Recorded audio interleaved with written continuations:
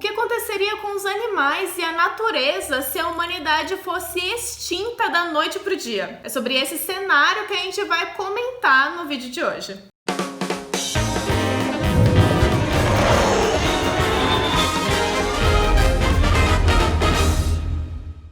No Super Responde de hoje, a gente vai fazer um experimento mental para analisar o que aconteceria com o planeta Terra se a humanidade deixasse de existir assim, de uma hora para outra. Aí, nesse caso, a gente vai pensar numa causa que não afete outros seres vivos, só os humanos mesmo. Então, não dá para ser uma guerra nuclear, por exemplo. Pode até ser um vírus, mas não o SARS-CoV-2. Teria que ser algo mais no estilo do filme Os 12 Macacos. Bom, vamos pro que interessa. A primeira coisa que você pode pensar é quem vai dar comida pro seu cachorro. Bom, ele teria que arrumar um jeito de sair da casa para não morrer de fome. Mesmo assim, como os animais de estimação são domesticados, a maioria não conseguiria caçar ou arrumar comida sozinhos. Os mais habilidosos teriam que comer animais menores ou até outras raças para conseguirem sobreviver. É isso que acaba acontecendo com cães que são largados em abrigos abandonados, por exemplo. Depois de todo esse caos, os cães que sobraram cruzariam entre si até formar uma linhagem de cães selvagens, como os dingos que vivem na Austrália. 1 bilhão de cães, que é metade da população canina atual, já vive por conta própria. Enfim, tudo isso para falar que a gente teria uma população muito numerosa de cachorros. Uma outra vantagem é que eles não teriam muitos predadores naturais de grande porte, já que a humanidade diminuiu consideravelmente o número de leões e tigres, por exemplo. Os cães teriam que competir por comida com os gatos, que também passariam por um processo parecido de volta à natureza. Todos os animais domesticados pelo homem sentiriam o impacto de um jeito ou de outro. Sem os humanos para dizer quem pode cruzar com quem, surgiriam muitos animais híbridos, como o java-porco, que já existe na natureza como resultado de alguns porcos fujões que cruzaram com javalis. Outros animais de fazenda, como as vacas, têm duas opções. Ou eles são criados em confinamento, ou eles são criados mais livres, como em pastos. Os que já estão em um ambiente aberto atualmente se safariam tranquilamente e iriam em busca de mais mato. Mas as vacas leiteiras, que são quase todas criadas em confinamento, acabariam entrando em extinção por falta de comida. No Brasil, as regiões desmatadas da Amazônia seriam reflorestadas naturalmente. E com mais carne de bois andando soltos por aí, a população de predadores, como as onças, também poderia aumentar. Agora vamos pensar nas plantas. Quase todas as espécies da agricultura não são nativas do local em que são cultivadas. Essa prevalência de espécies invasoras sem o controle humano facilmente tomaria lugar da vegetação local. As gramíneas do cerrado, por exemplo, podem ser substituídas pelo trigo, que foi trazido pelos portugueses durante a colonização e hoje ocupa uma boa área de plantação no Brasil. Já nas cidades, é provável que a maioria dos prédios acabe em incêndios causados por raios ou rupturas nas tubulações de gás. Mesmo os que sobrevivessem não durariam muito tempo por causa da corrosão do aço. O tempo de vida médio de um prédio sem reformas é de 100 anos. Outra coisa interessante para se pensar são os carros. Eles acabariam se desfazendo ao longo dos séculos só pela corrosão, mas a última coisa a sumir mesmo seria o vidro, que iria se reduzir a partículas de areia ao longo de milhares de anos. E eu falei no início do vídeo que não valia pensar em um desastre nuclear, mas o fato é que a radiação também entraria no jogo mais cedo ou mais tarde. Hoje em dia, as usinas nucleares contam com métodos de desativação para evitar catástrofes. Alguns deles são até automáticos para parar uma reação mesmo sem intervenção humana. Mas sem a manutenção e o resfriamento, algumas usinas sofreriam meltdown e liberariam radiação dentro do prédio. Só que com o tempo, essas estruturas também iriam decair, contaminando todo o ambiente ao redor em pelo menos 440 locais do mundo, inclusive na usina de Angra dos Reis, aqui no Brasil. Se a gente imaginar que arqueólogos de outro planeta viessem explorar a Terra depois de 1000 anos, daria para saber que houve uma civilização por aqui, mas ficaria difícil de entender como era o nosso modo de vida. Isso porque grande parte das informações atualmente estão gravadas em celulares, computadores, discos rígidos e placas de memória. E tudo isso também sofre degradação depois de alguns séculos. Hoje em dia, para a gente preservar preservar livros e artefatos muito antigos, eles precisam estar em condições específicas de pouca luz e oxigênio. Então, alguns escritos e informações ficariam preservados, mas seriam casos mais específicos e isolados, e não a regra. Se você gostou do vídeo e quiser ver mais sobre essas hipóteses e cenários, deixa aí nos comentários pra gente ficar sabendo, e não esquece de se inscrever no canal da Super. Hoje eu vou ficando por aqui e até a próxima!